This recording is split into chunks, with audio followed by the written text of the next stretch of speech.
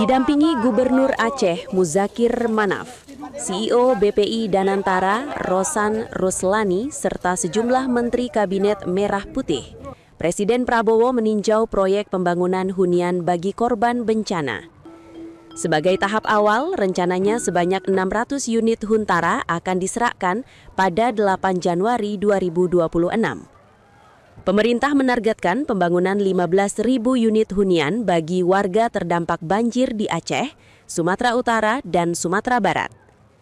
Dalam agenda berikutnya, Presiden Prabowo memimpin rapat koordinasi terbatas bersama Menteri dan Direktur BUMN yang hadir di Aceh Tamiang, membahas evaluasi progres pembangunan Huntara tahap awal, serta penguatan koordinasi lintas kementerian dan pemerintah daerah. Pemirsa, bencana banjir bandang dan juga tanah longsor yang melanda Aceh, Sumatera Utara, dan Sumatera Barat pada akhir November 2025 tidak hanya meninggalkan duka, melainkan juga memutus akses kehidupan. Puluhan jalan nasional lumpuh, jembatan ambruk, dan wilayah terisolasi. Dalam kondisi darurat seperti ini, kecepatan memulihkan akses menjadi kunci. Pemerintah pun mengambil langkah cepat, salah satunya dengan membangun jembatan Bailey sebagai jembatan darurat untuk menyambung kembali wilayah yang terputus. Selengkapnya akan kita bahas dalam slide-slide selanjutnya. Nah pemirsa, untuk bisa mempercepat pemulihan akses warga, saat ini pemerintah telah merampungkan pembangunan 10 jembatan Bailey di 3 provinsi terdampak. Tapi sebelum kita membahas terkait dengan persebarannya, tahu nggak apa itu jembatan Bailey? Nah, jembatan Bailey adalah jembatan rangka baja prafabrikasi yang bersifat portable dan juga modular. Konon, jembatan ini dikembangkan pada periode 1940 hingga 1941 oleh militer Inggris, tepatnya ketika Perang Dunia Kedua. Nah, nama Bailey diambil dari Donald Bailey. Ia adalah seorang pegawai jawatan perang Inggris yang pertama kali mengajukan purwarupanya. Keunggulan utamanya, jembatan ini tidak memerlukan alat berat. Komponen kayu dan juga baja dibagi dalam bagian kecil, bisa diangkut dengan truk dan dirakit manual di lapangan. Meski sederhana, jembatan Bailey ini cukup kuat, bahkan mampu dilalui kendaraan berat hingga tank. Oleh karena itu, jembatan ini banyak digunakan untuk kebutuhan sementara, termasuk saat bencana. Kalau di Indonesia sendiri pemirsa, jembatan Bailey sudah pernah digunakan. Misalnya ketika pemulihan pasca tsunami Aceh dan Nias di tahun 2004 hingga ketika semburan lumpur panas Sidoarjo yang memutus tol Surabaya Gempol. Kini dalam bencana Sumatera 2025, jembatan Bailey kembali menjadi andalan. Lalu di mana saja jembatan-jembatan ini dibangun? Jadi berdasarkan data per tanggal 27 Desember 2025, total ada 10 jembatan Bailey yang berhasil dibangun. Yaitu sama-sama kita lihat persebarannya, ada 4 jembatan di Aceh, 2 jembatan di Sumatera Utara, dan 4 jembatan di Sumatera Barat. Sama-sama kita lihat satu persatu. Untuk di Aceh, seluruhnya ini berlokasi di Kabupaten Biren. Untuk spesifikasinya adalah ada jembatan Tupin Mane, ini sepanjang 39 meter. Kemudian jembatan Tupin Redup, ini 30 meter.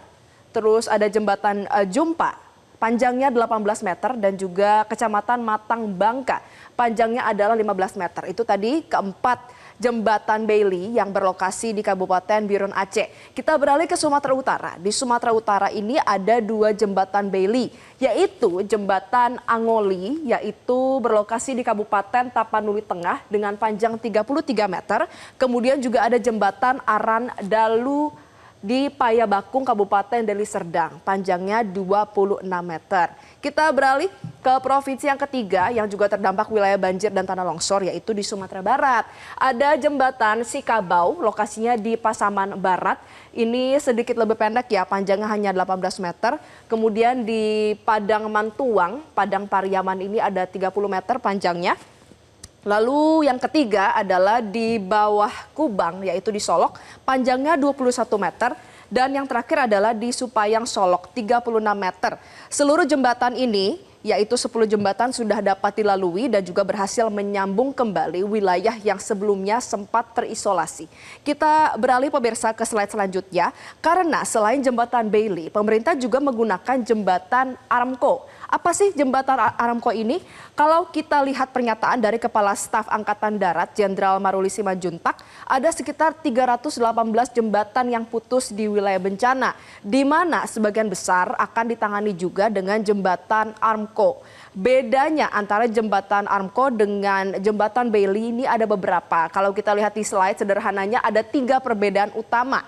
Yang pertama adalah jembatan Aramco ini menggunakan material ring baja.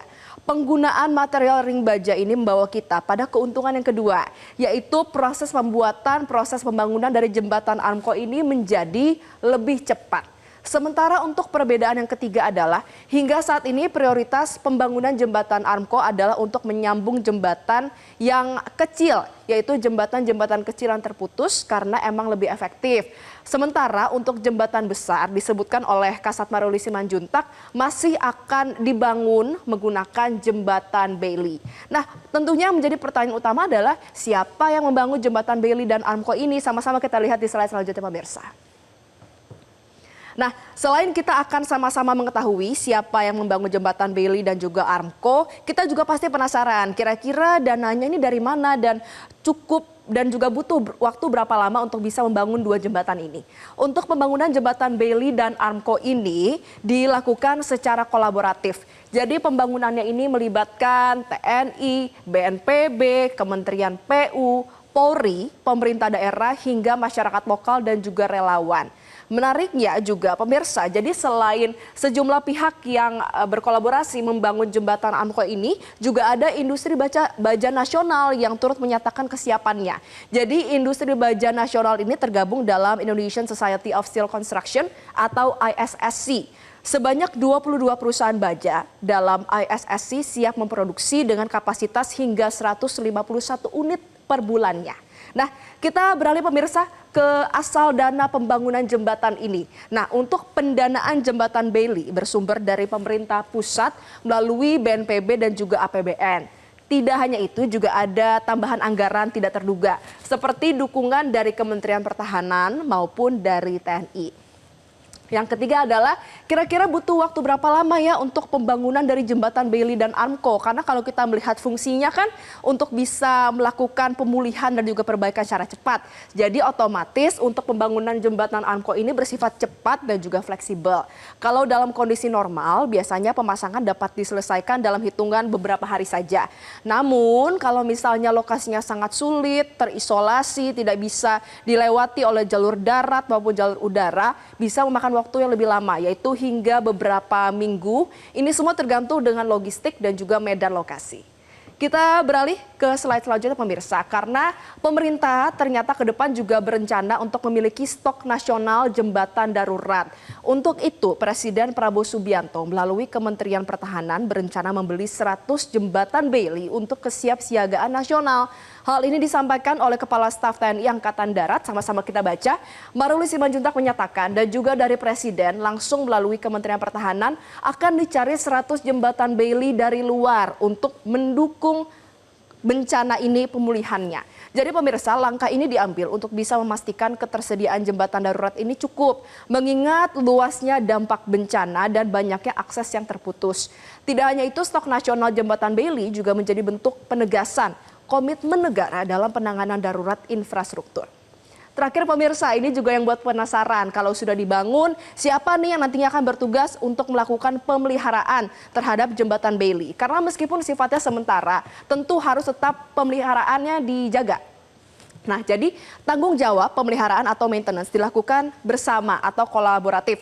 Di sini kami tulis ada 4 pihak, tapi tidak menutup kemungkinan akan ada kolaborasi yang lebih daripada keempat pihak ini. Pertama adalah dari pemerintah pusat ini pastinya bertanggung jawab ya untuk melakukan pemeliharaan, yaitu melalui PU dan juga BNPB. Nah, kemudian juga ada Satgas TNI Angkatan Darat. Selain itu juga ada BUMN pemirsa yang terlibat, yaitu BUMN Karya seperti Hutama Karya, dan pastinya yang tidak mungkin ketinggalan adalah kontribusi pemeliharaan dari pemerintah daerah setempat.